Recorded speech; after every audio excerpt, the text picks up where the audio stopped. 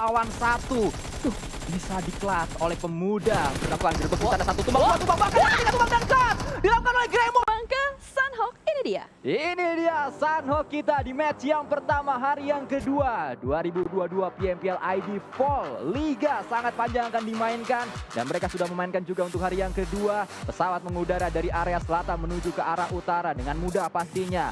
Aura turun ke drop zone-nya dengan mudah juga. Untuk saat ini kita akan melihat Geekfam langsung menuju ke area-area kiri bawah. Masih menjadi pertanyaan siapakah yang akan mengisi area camp Alpha. Ternyata HFX mencoba untuk mengambil drop zone atau meminjam lebih tepatnya drop zone dari Alter Ego Limax.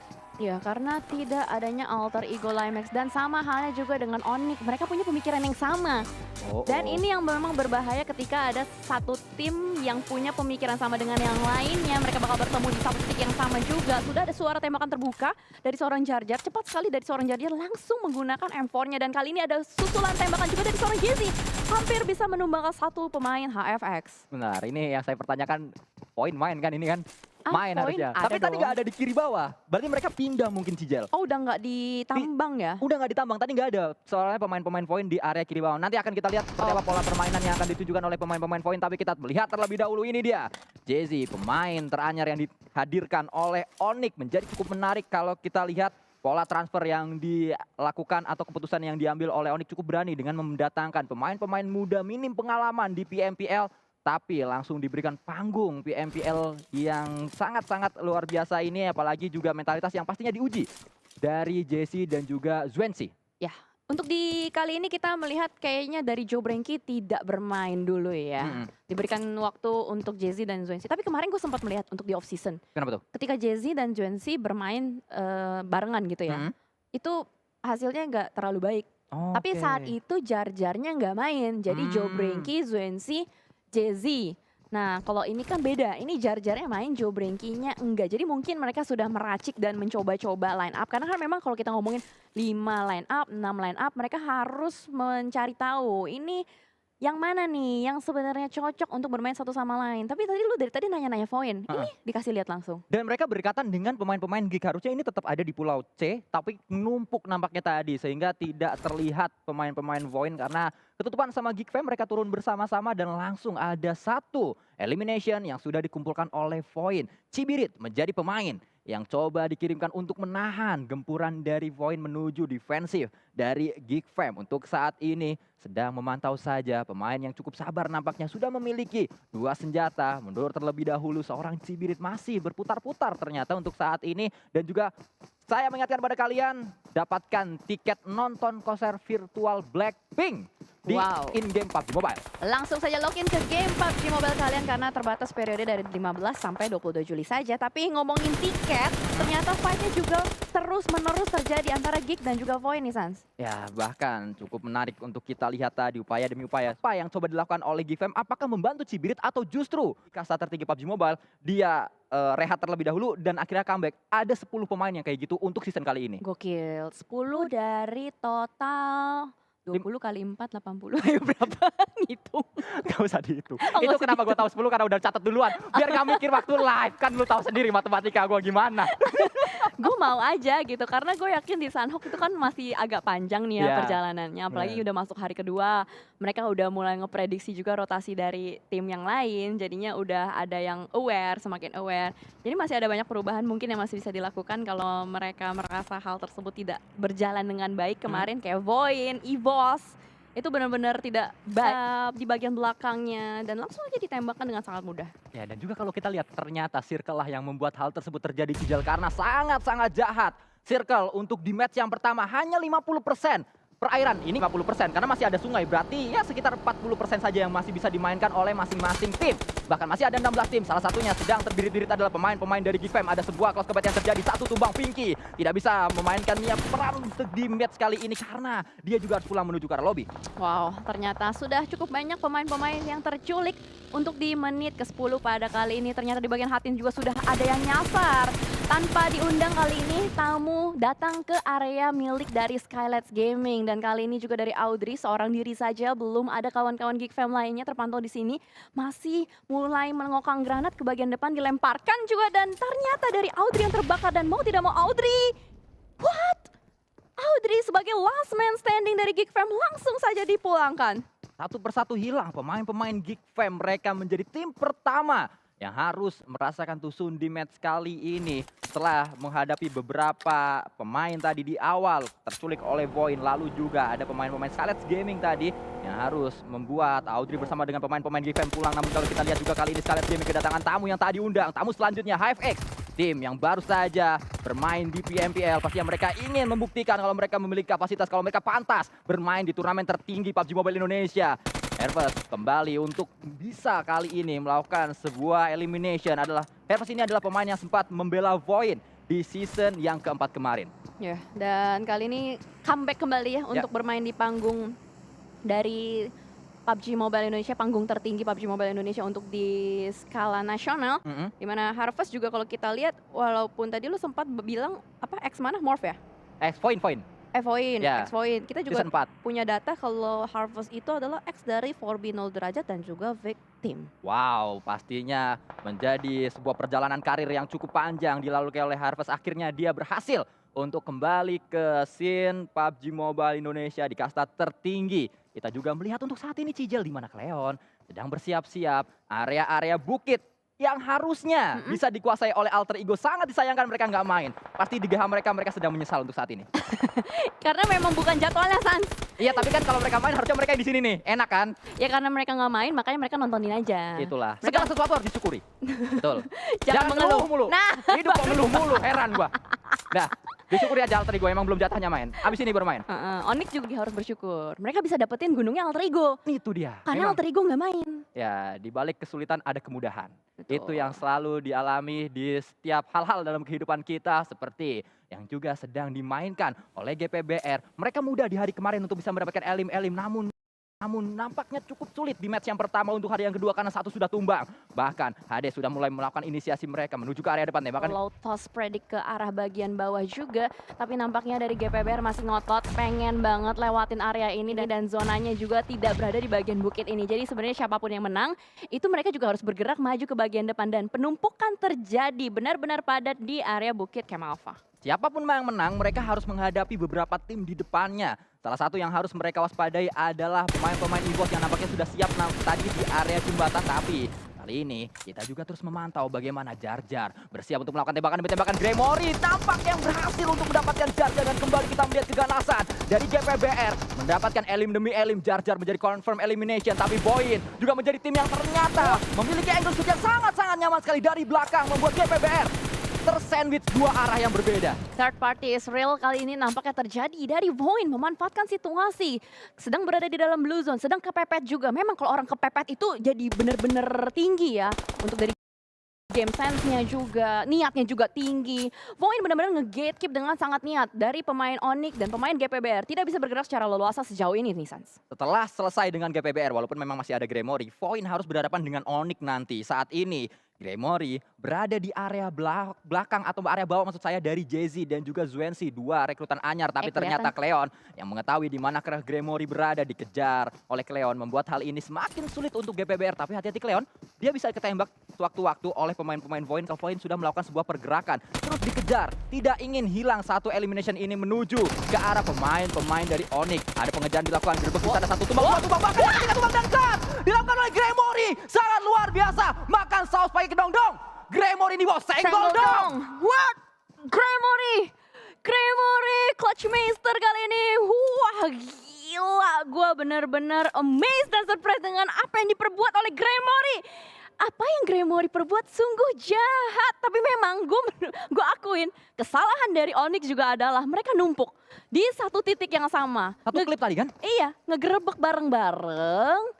Kagak ada yang menjauh dan itu yang mungkin membuat dari Gremory dengan sangat mudah bisa langsung mendapatkan banyak sekali kepala dari Onyx. Tadi udah sempat gue melihat ya kayak wah ini kalau misalkan satu klip rata kelar sih. Ini pasti langsung di-klip sama Mimin. Ini sangat disayangkan apa yang dilakukan oleh pemain-pemain dari Onyx. 3 melawan 1. Bisa dikelas oleh pemuda Gremory menjadi mimpi buruk untuk tim Onyx Landak Kuning yang kali ini harus melakukan evaluasi besar-besaran di GH mereka. Kita juga menyaksikan fight yang tidak kalah panas. Kalau kita lihat saat ini EVOS berhadapan dengan Bigetron, satu sudah tumbang, bahkan Genfos menjadi confirm elimination untuk KF. Wah, Gila, gue kayak masih susah dari momen tadi sih Sans. Bener, bener, bener. Masih susah, lagi-lagi kita melihat Gremory setelah Luxi. Kemarin Luxi kan, sekarang Betul. Gremory gitu. Walaupun memang beda gitu style clutch-nya, tapi memang apapun itu clutch, still a clutch gitu. Dan kita akan melanjut kembali juga, kita harus move on karena perjalanan dari Sanhok masih berlanjut di sini. HFX bermain di bagian Hatin, terus-menerus kali ini Voin yang mengunci pergerakan, Voin yang terkunci pergerakannya oleh HFX. Sudah bermain di bagian pinggiran juga dari seorang FJ, tapi gue belum melihat mereka bisa mendapatkan sebuah pintu masuk yang leluasa sih di sini. Ya, menjadi pertanyaan tersendiri apa yang bisa dilakukan oleh Voin setelah memang ini adalah tim yang dari tadi berada di area blue zone bersama dengan pemain-pemain Dewa United. Kalau kita lihat di saat yang lain udah ada di safe zone, mereka berdua masih Dewa United di kanan, Voin di kiri di area blue zone, dan akhirnya Voin perlahan namun pasti berhasil masuk menuju ke arah dekat-dekat dengan safe zone, walaupun saat ini juga masih di area blue zone. Mayoritas pemain mereka hanya FJ mungkin yang selamat karena punya compound di area safe zone, tapi Razy PRMN mendapatkan satu knockdown menuju barrier. Wow, ternyata fight sudah mulai terjadi juga di arah yang berbeda. Kali ini kalau kita lihat dari bagian Hatin, sebenarnya mereka nggak bisa berlama-lama sih di sini.